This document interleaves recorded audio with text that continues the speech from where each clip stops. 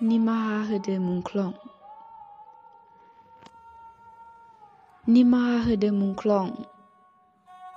गोसोखांफिननाय जायासै नोंखौ, बावनायबो जायासै नोंनि मुङै गोथार बिबार।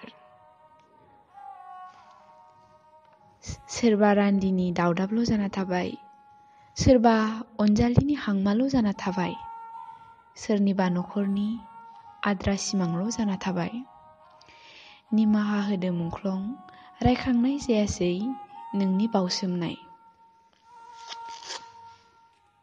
आसा थालांबाय अनसुलि बिमाया सुग्रीहाबनाय गुसुआव अर सेराव जिरायना फिसानो बोसोन होनो।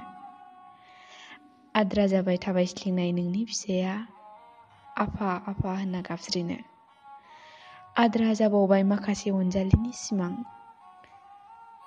हालेवबाय थानाय अनजालुनो बेरेफुंजा निहिरगिसि लामाजों ओंखाम हैनो। आलि गोरलैयाव सानैजों स्रें जिरायना बानलु बाथोनजों ओंखाम गोजां सोमजानो।